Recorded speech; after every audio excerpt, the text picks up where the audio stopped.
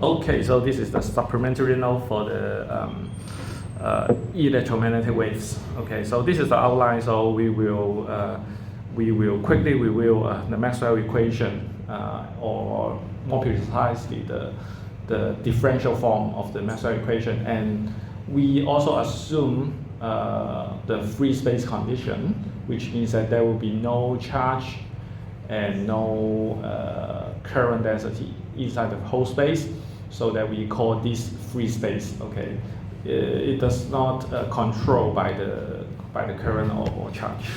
Okay, and then in this free space, we can use the Maxwell equation to derive the wave equation.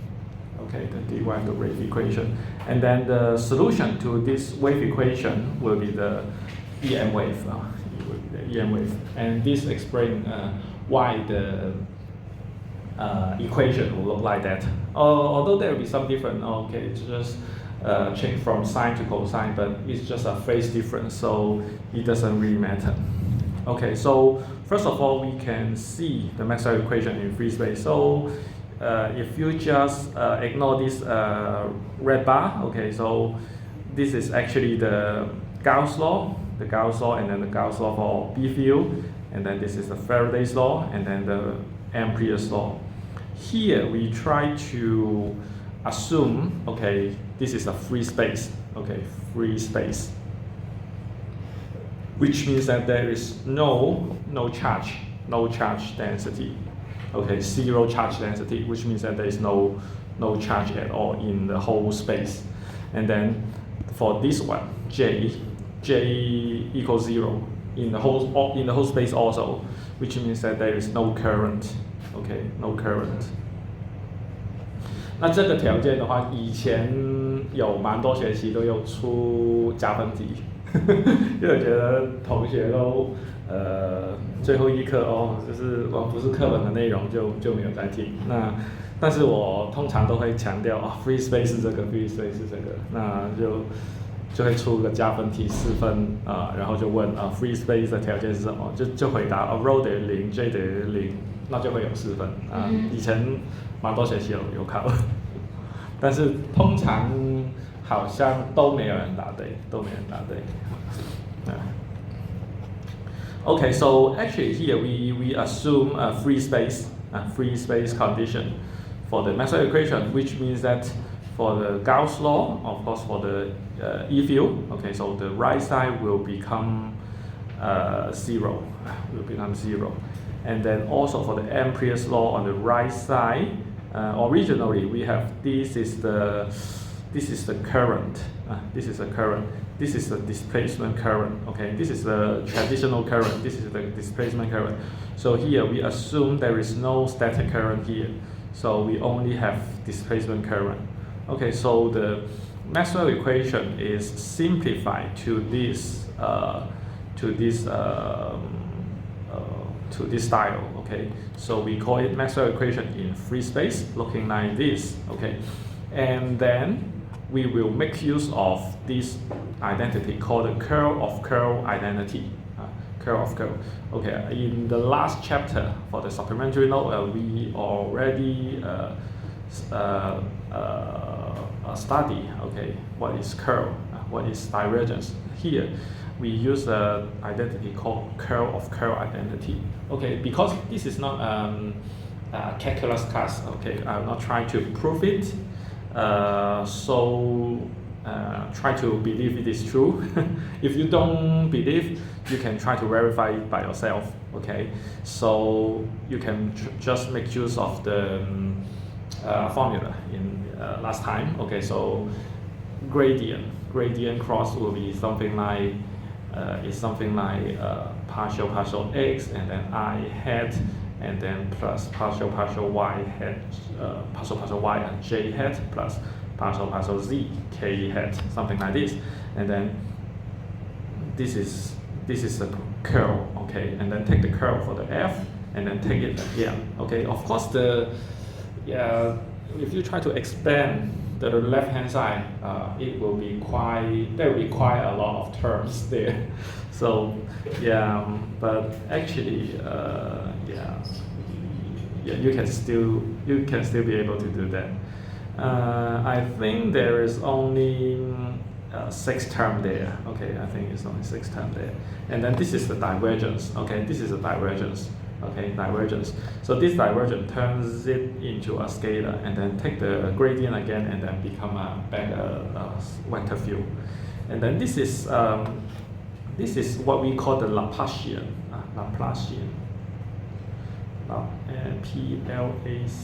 Laplacian operator.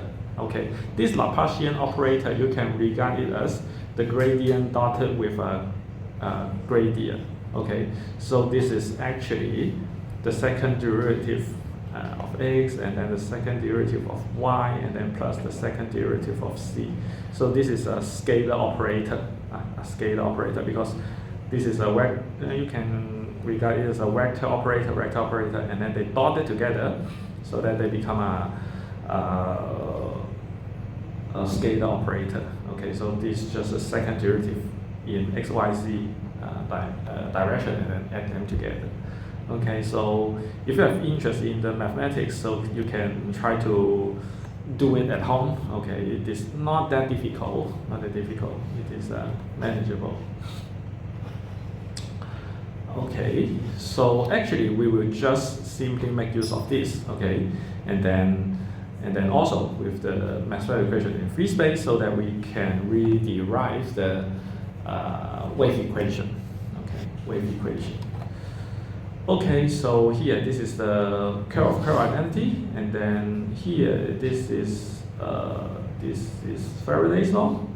This is Ampere's law in free space. Okay, so we don't have mu naught j here, and then this is Gauss' law, but it is in free space, so that we don't have rho over epsilon naught here. Okay, so due to the free space condition. Okay, so here we try to make use of this one. Okay, because this is a curl of a vector field. Okay, so we can just simply replace f by e. Okay, so we need to construct this curl of curl. Okay, and then we can see this is curl of e. So let's try to take curl for this one on both sides. Okay, so the idea is like we pick this one and then take curl on both sides. Okay, so on the left side, curl of e, and then take the curl of e again. So curl of e. And then on the right side, of course, curl of this whole thing, and then this minus sign putting out. And then we also try to put this curl inside the partial derivative with respect to time. Okay, so actually the gradient is also looking like some derivative. Okay, but derivative in space. Okay, the derivative in space. Okay, so here we have a partial derivative with respect to time. Okay, so we try to believe that, okay, exchanging this derivative is true. Okay, so yeah, for us, we are engineering students, so we don't try to go in too deep into the mathematics. Okay, for the mathematics guy, they really need to really prove whether we exchange the order of derivative converge. Okay, but yeah, here we try to assume that exchanging the order of derivative doesn't really matter. Okay, so we try to put this curl into this partial t. Okay, so here we have curl of b and then partial t. Okay, so here on the left side is actually this one. Okay, we try to replace f by e. Okay, so which means that this thing will be this thing also we replace f by e. Okay, so here we have this is gradient of divergence of e minus Laplacian of e.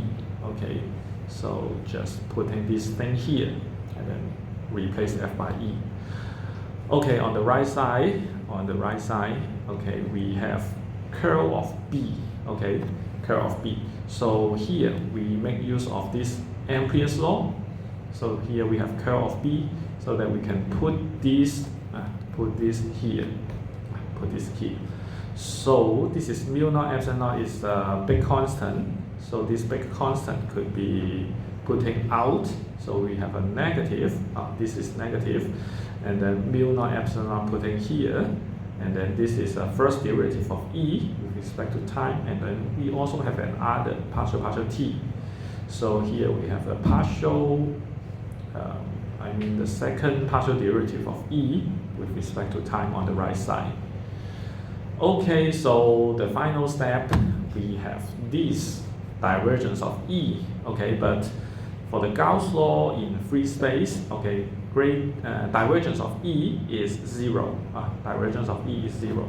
So this one is a 0. So gradient of 0 is still a 0. Okay, so finally, we have negative Laplacian of E equals negative mu naught epsilon naught, and then the second partial derivative of E. And then we just make it positive on both sides. Okay, this is just a 0. So finally, we have Laplacian of E equals mu naught epsilon naught, second partial derivative of E with respect to time. Okay, so this is the wave equation for the E field, and we can also derive the wave equation for the B field. Okay, so we can do similar. You can use similar steps. Okay, so here it is the curl of curl identity again, and then we try to put Ampere's law here, and then this is Faraday's law, and then this is the Gauss law for the B field. Okay, so here rather than exchanging F into E, okay, we try to replace F by B this time. Okay, so which means that we try to make use of this Ampere's law, and then we take the curl on both sides. Okay, so here we have curl of B, curl of B, and then on the right side, take the curl for this thing, and then this is a constant, and then this is a partial derivative with respect to time. So we also try to put this curl into here. Okay, we also try to assume that this step doesn't have any problem. Okay, so in such a way, we have mu naught epsilon naught put in here, and then partial t, and then we try to put this curl inside the partial derivative with respect to time. So we have curl of E inside, curl of E inside. Okay, so similarly, this one is actually the curl of curl identity. So which means that it is equal to this one, and then we try to replace F by B. Okay, so here we have a gradient of divergence of B minus Laplacian of B, Laplacian of B. Okay, and then equals this side. Okay, so here we also try to make use of this Faraday's law, and then put in here. Okay, actually, this is curl of E, this is curl of E, so that we can put this thing here. Okay, so this is a minus sign, we put it in the front, and then mu naught epsilon naught put in here, and then this is the first derivative of B, and then this is another derivative. So altogether we have a second derivative of B with respect to time, and then similarly this divergence of B is 0. Okay, so finally we have this, and then we try to multiply negative 1 on both sides. So finally we have a Laplacian of B equals mu naught epsilon naught, and then second partial derivative of B with respect to time. So this is the wave equation for the B field. Okay, so you can see that they are exactly the same. Okay, so except E is replaced by B. Okay, so this is the wave equation of an E field. Wave equation for the B field looking exactly the same. Okay, so here we have a wave equation, and then for the E field and B field, and then so here actually for the classical mechanics, we also have a wave equation not only for EM wave but also for other mechanical wave. Okay, so at that time the wave equation will look like something like a gradient of the Laplacian of phi equals 1 over v squared, and then second partial derivative of 5, and then with respect to time, something like this. And then actually here will be the reciprocal of the velocity square. Okay, so actually so this is related to the wave speed. Okay, so this is a EM wave, so this is the speed of light, related to speed of light. And then for this one, for a mechanical wave, okay, so this is just the speed of the mechanical wave, or like the sound or whatever wave. Okay, so which means that we have something like mu naught epsilon naught equals 1 over c squared. Okay, we use c for the speed of light. Okay, so we have a 1 over c squared here. Okay, so you just put c on the left side, put this thing on the right side, take the square root. We have c equals 1 over square root of mu naught epsilon naught. Okay, so this is the ultimate speed, or the speed of light in free space or in vacuum. Okay. Okay, so making use of C, we can also rewrite the wave equation for the E field and B field like this. Okay, so we just try to write it as 1 over c squared, 1 over c squared here. And here, of course, this is a third, equation in or more precisely in 4 dimensions. Okay, so this is in x, y, z. This Laplacian is in x, y, z. Okay, if you still remember, the Laplacian is second derivative of x, second derivative of y, and then second derivative of z. Okay, and then on the right side is related to the time. Okay, so actually in 4 dimensions. Okay, so actually, as you know, the derivative is like the change. Okay, the change in x dimension, in y dimension, in z dimension. This is the change in time. Okay, so this is very interesting. It means that if there's a point, its E field and B field is changing. Okay, so in time. Okay, so it will influence the adjacent point. Okay, so it will also influence the adjacent points E field, B field also changing, and that's how the EM wave are propagating. 就是说，在一点里面E field, B field 它改变的时候，它在时间上在同一点在改变，但是它就会影响到它附近的 X、Y 方向的也在改变。那它这边在改变，那附近也改变的话，它就是好像在传播出去的那种状态。Okay, and actually later in these slides we will actually try to solve this, but in one dimensional. We just assume that the wave propagation direction is aligned with the x-axis. Okay, so we can just ignore these two terms. Okay, we just try to ignore in 3 dimensions. So we just consider this x dimension. So this one is we write as a second derivative of x, a second derivative of e with respect to x equals 1 over c squared, second derivative of e with respect to time. Okay, so this is the one-dimensional wave equation for the E field. Okay, so here we try to solve this one, and actually this is so-called a partial differential equation. Partial differential equation, okay, or in short form PDE. Okay, PDE. OK， 那偏微分方程是一个非常难的东西，非常难的东西。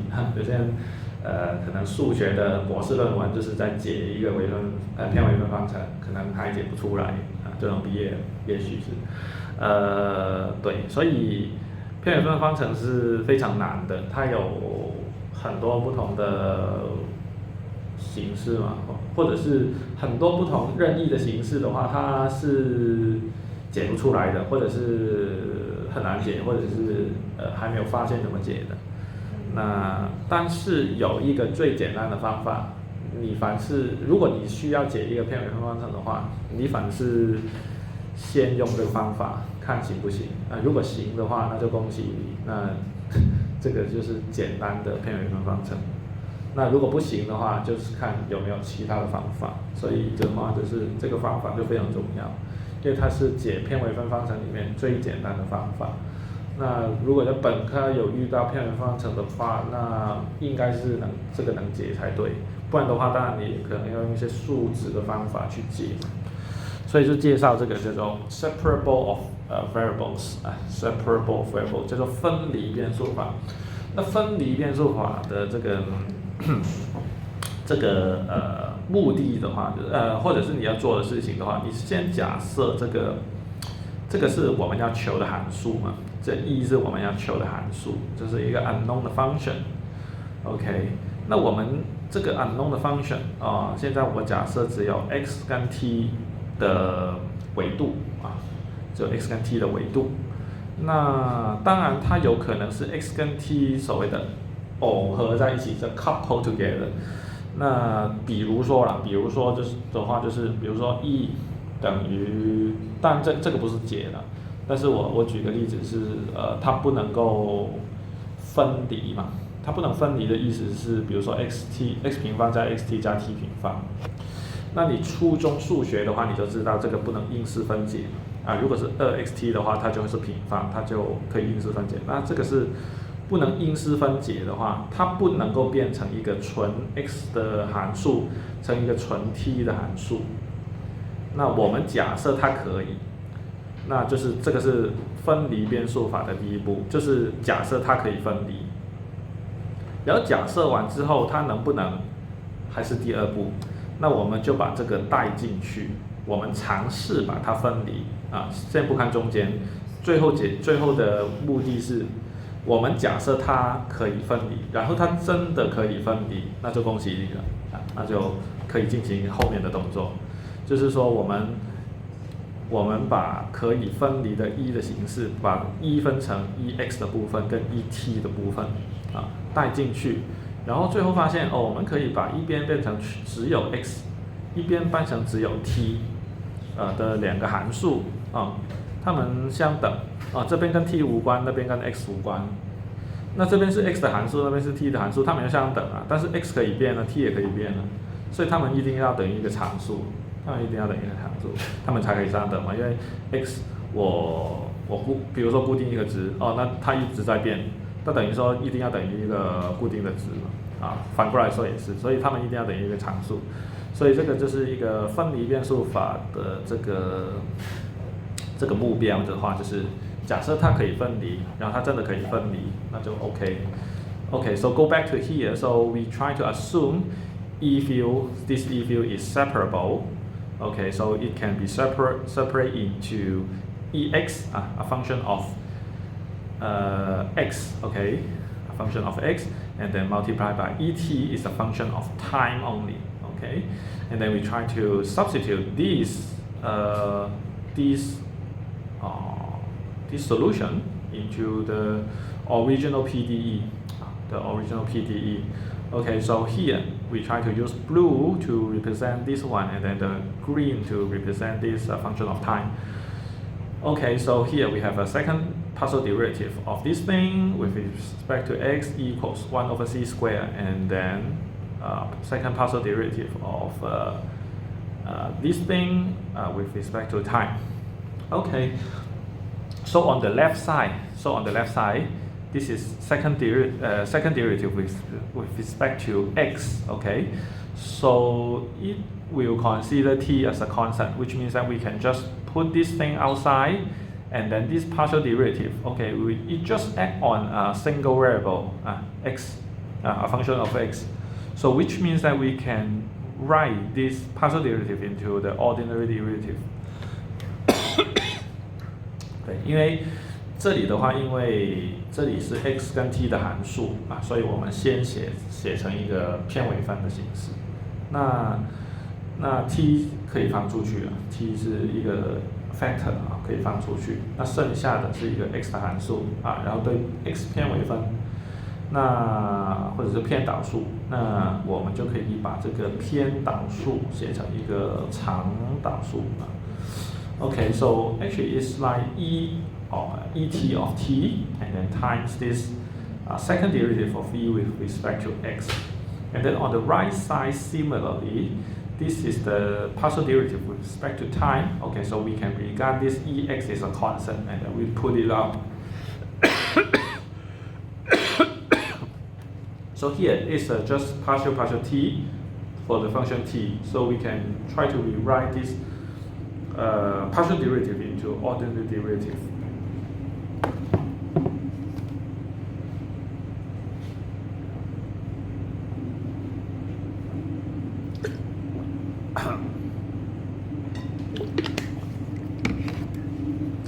Okay, so the final step will be just try to separate them, okay? Because this is just multiplication, so that we can try to put this thing to the left side and then put this thing to the right side. Okay, so on the left side we have 1 over ex, and then the second derivative of ex. And on the right side we have 1 over c squared et, and then the second derivative of e with respect to time. Okay, so just as what I mentioned, this is a function of x, this is a function of time. Okay, they are independent to each other, and yeah, they can vary from one value to another. So which means that this and this should also be a constant. Let's say we can just fix t to be a constant variable. Okay, and then we try to vary x. So all these things should be varied to a fixed value. Okay, so let's just call it a here. This a is a constant. Okay, so this one should be a constant, and similarly, this one should also be a constant. Okay, so finally, we separate this PDE into two ODE. 所以这个分离变数法的话，就是我们假设变数可以分离，然后方程也可以分离，然后我们就把偏微分方程分成长微分方程。那长微分方程大家都已经知道怎么算了。Okay, so actually, so we have two ordinary differential equations. So let's try to move this to the right side, move this to the right side. So we have a d2ex equals aex, and then d2et equals ac squared et. And then similarly, we have three cases. Okay, three cases. Actually, c squared must be a positive value, and then a, for the a, it can be positive, larger than 0, equal to 0, or smaller than 0. Okay, so for the case 1, a is larger than 0. Actually, we don't like it because, yeah, if a is equal to 0, okay, what does it mean? So if a is larger than 0, okay, it is something like we change this second derivative into s squared and then equals a, and then this is the original function, change it to 1, okay?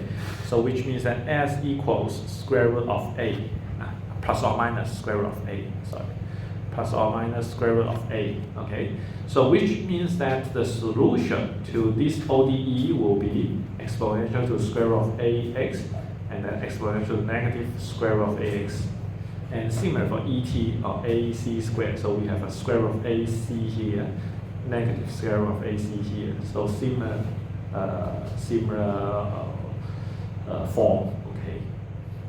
So which means that the et will be like a times this plus d times this, and then all multiplied by c times this term and then plus d times this term. Okay, this is not good because if, let's say, x tends to infinity, this term will goes to infinity also. Or if x goes to negative infinity, this term will go to infinity. Or if t is infinity, this term will be infinity. And then, or dt is negative infinity, this term will go to negative infinity. So, which means that, it will not oscillate. If a is larger than 0, which means that this is not a wave. This is an exponential function. Okay, so and actually for the E field, okay, if it's an infinite large E field, so it needs infinite large energy. So it does not really make sense. So we try to discuss this solution. And similarly for case 2, if a is 0, we will have ex equals to a plus bx, and then et equals to c plus dt. Okay, so in this case, so e will be like first order polynomial of x times the first order polynomial of t. Okay, similarly, it will diverge if x is infinitely large or infinitely negative infinity, or positive or negative infinity, or t is positive or negative infinity. So we don't like this solution either. So still we need to seek for a is less than 0. A is less than 0. So let's write a to be a negative k squared, because a is a negative number, so a can always be written as negative k squared, because k squared is positive or non-negative. Okay, taking a negative sign will be always negative. Or if k is not equal to 0, this thing is always negative. Okay, so we can write a to be like this. Okay, so in this way, a is negative k squared. So here we can try to solve it like s squared equals a is negative k squared, and this is 1. Okay, so which means that s squared equals negative k squared. So which means and k is we also assume that k is positive. So we have s equals plus or minus jk. This time j is also the square root of negative 1. Okay, s equals plus or minus jk. Okay, or ik, or you can plus or minus ik. Okay, so here we can write it as exx equals exponential to ikx, or exponential to negative ikx. And et can be written as exponential to I omega t, exponential to negative I omega t. Why omega? Or why it comes out as omega? So let's see. Okay, here we can also write it as s squared equals negative k squared c squared. Okay, so in such a way, s equals plus or minus jkc, and in such a way, we can have omega equals kc. Actually, this is what the definition of k. Okay, if you still remember, the definition of k is like 2 pi over lambda, if you still remember, in the slides of chapter 33. Okay, k is called a wave number, which means that in 1 meter, how many waves are there? So k is actually like this, and we also know that c equals f lambda. C equals f lambda. So we can have 1 over lambda equals f over c. Okay, so k equals 2 pi f over c, or 2 pi f is actually omega over c. Okay, so here we have k equals omega over c. So which means we have omega equals kc. Omega equals kc. So we can actually write it as omega.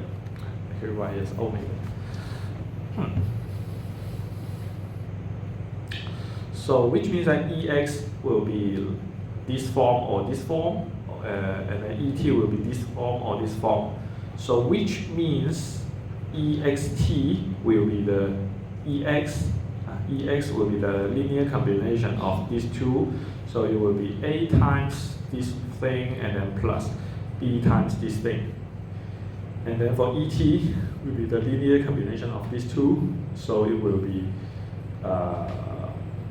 okay, not necessarily like this. So it will be something like a times exponential to ikx plus b times exponential to negative ikx, and then times c times maybe not good to use c, so maybe use d exponential to I omega t, and then plus e times negative I omega t. Okay, c is for the speed of light, so I try to skip the letter c. Okay, so actually we can just try to distribute. Let's say we have this positive ikx and then positive I omega t. Okay, so it turns out to be this term. Okay, positive ikx omega t. And then of course it will be a times d, we write as a big C. And then we also have, let's say this one, negative ikx, negative I omega t. So it will be this one. Okay, of course it is b times, maybe using f here. Okay, should be b times f. Okay, but we try to write it as a capital D. And then we also have this ikx plus ikx times negative I omega t. It will be this one. And then we also have this negative ikx and then plus I omega t. It will be this, the second term. So finally, the ext will be something like this. Of course, it does not look like what we have in the original slides, but it is a more general form. Okay, it is a more general form. And you may ask, oh, it is actually a complex function. Okay, what does the imaginary part means? Okay, actually the EM wave will be real function.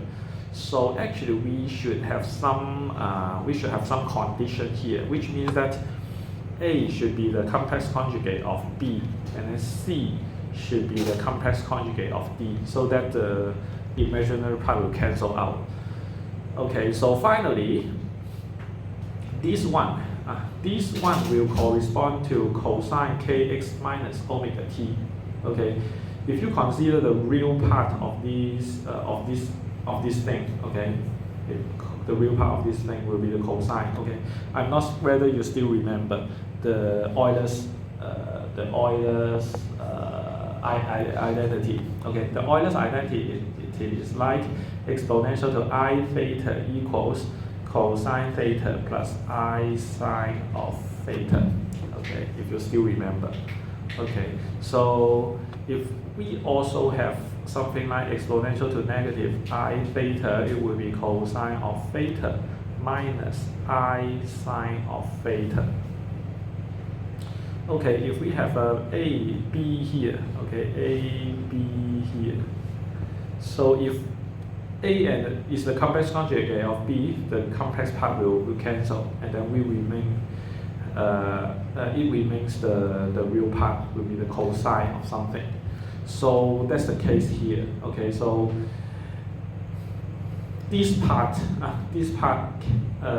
kx minus omega t will be this one. Okay, so you may ask, what do these two terms means? Okay, so these two terms means x is the EM wave is propagated in positive x direction. These two terms means if the EM wave is propagated along the negative x direction. Okay, so in the textbook, it just tell you what. Okay, it just assume the axis is already aligned with the EM wave. Okay, so we also assume that the EM wave is propagated in the positive x direction. So we only have something like E equals EM. Of course, in the textbook it is sine, but sine and cosine is just a phase difference.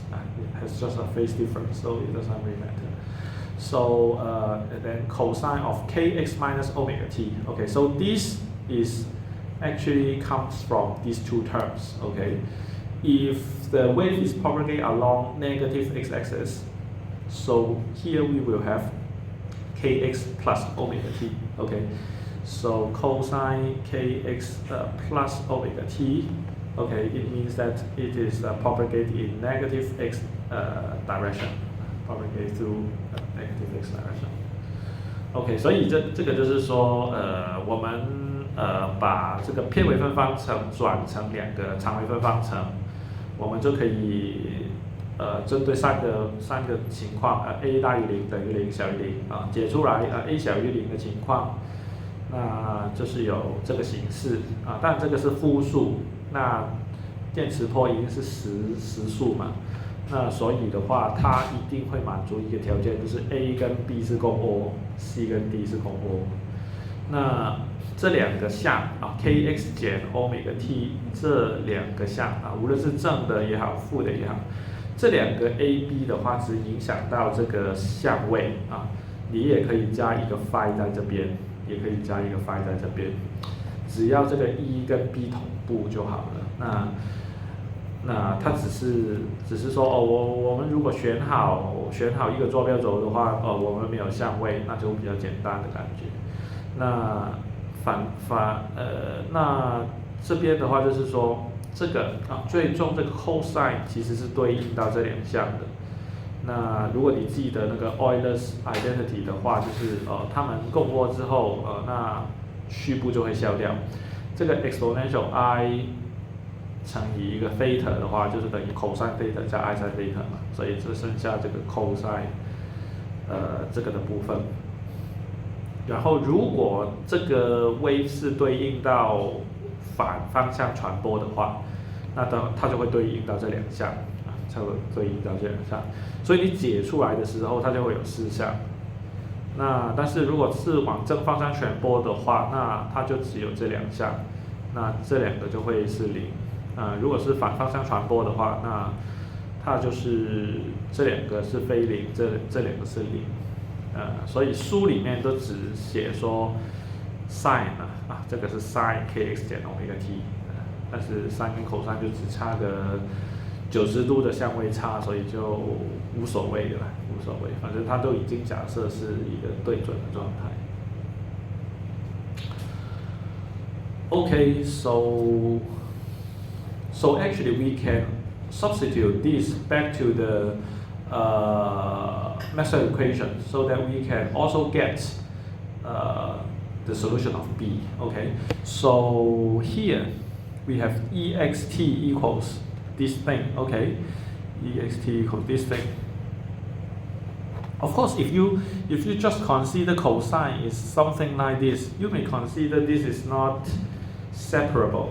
This is not so separable, but actually, actually here, if you consider the complex form, okay, it is really separable. Okay, but anyway, so we try to plug in this thing into this one is the Faraday's law, okay, and then we consider in one dimension. So this gradient of, the curve of E will be partial E partial X, and then this is negative partial B partial T. Okay, so partial B partial T will be negative partial E partial X. So we just plug in this one here. So EM goes to here, and then cosine, the derivative of cosine become negative sine. So it cancels with this negative sign. So we have sine, positive sign here. And then kx minus omega t. and then we need a chain rule. So we take the derivative of this argument with respect to x. So kx minus omega t. Okay, this thing can be considered as constant. So taking this thing with this, taking the derivative of this thing will be k. So we have a k in the front due to the chain rule. Okay, so this is partial b partial t equal this thing. Okay, and then we can try to integrate on both sides, so we can get bxt to be kem is still here, and then the integration of sine will be negative cosine. So we have a negative cosine, and then the reverse chain rule, we need to deride the derivative.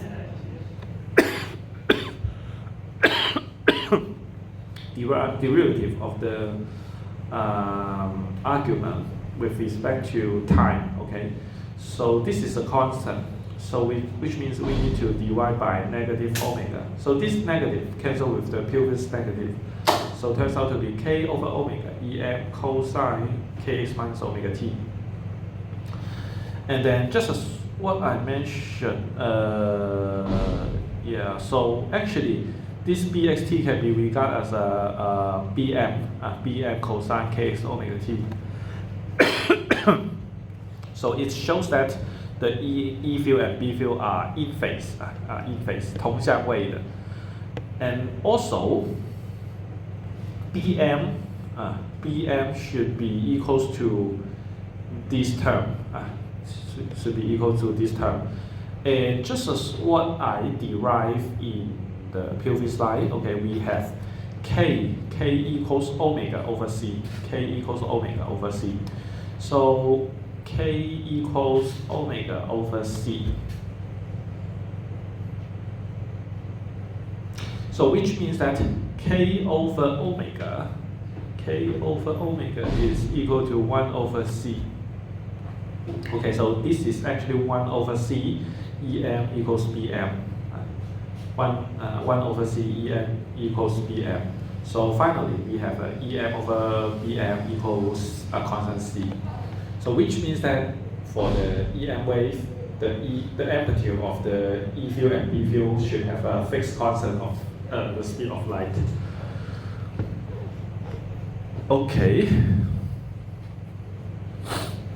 Okay, so this is the solution for the EM wave in one dimension. Okay, so originally the wave equation is looking like a great Laplacian of E equals second derivative of E, I skipped the 1 over c squared and then times second derivative of E with respect to time. Okay, something like this. Okay, so if we try to solve this, the solution will look like this, with a little bit difference. So the only difference is here. Okay, is here. Okay, so this wave number become a three-dimensional vector, k, and then dotted with the positional vector. Okay, so it becomes k dot r, still become a scalar. Yeah. So in general, the solution of the three-dimensional or four-dimensional wave equation will look like this. And then this R is called the wave propagating direction. Okay. Okay. So originally this this is animation, but yeah, this does not move here. Okay. So finally, I would like to also tell you the definition of the Poynting vector. Okay, so actually here we have ERMS. We define ERMS to be EM over square root of 2, BRMS to be BM over square root of 2. Okay, just like what we done in chapter 31. Okay, and if you still remember, UE, the energy density, will be 1/2 epsilon naught E square, and then UB will be 1/2 mu naught, and then times E square. So these are the energy density. And actually, UE will be looking like this, and then inside the EM wave, E will be CB. Okay, if you still remember,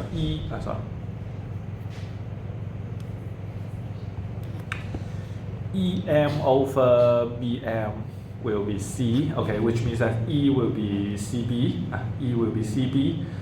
Okay, so it is epsilon naught over 2, and then C square B square. And then actually C square, C is 1 over square root of mu naught epsilon naught. So C square will be 1 over mu naught epsilon naught. Okay, so we have mu naught epsilon naught here. So these two cancel. So finally it becomes B square over 2 mu naught, B square over 2 mu naught, which is UB.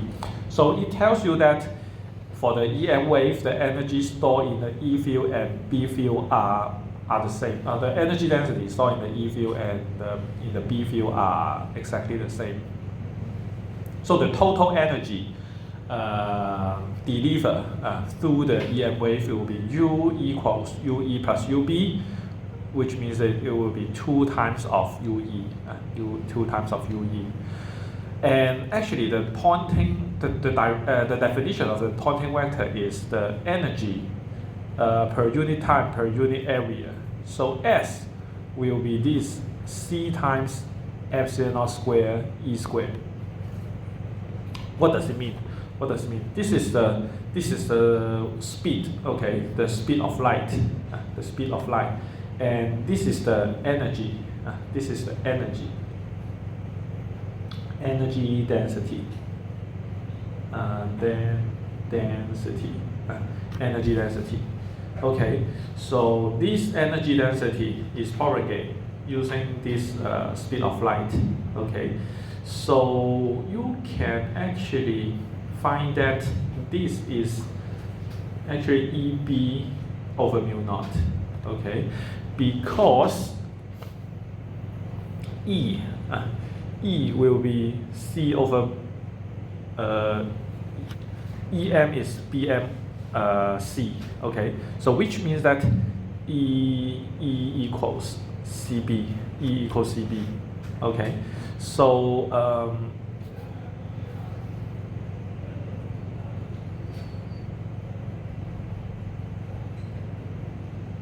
so you can have something like C will be C. Let's put it here, and then here we have epsilon naught, and then we have E. Okay, E times E. E times E. Okay, so we try to change this E into CB. Okay, so we have CB. So we have a C square epsilon naught E times B. And then actually this C square is 1 over mu naught epsilon naught. So it turns out to be 1 over mu naught epsilon naught, and then EB. So it turns out to be this E times B over mu naught. Okay, epsilon naught and epsilon cancel. So that's why the definition S is actually E cross B and then over mu naught. And this will satisfy all the things, including the SI unit, and then also the propagation direction, and then also the energy density.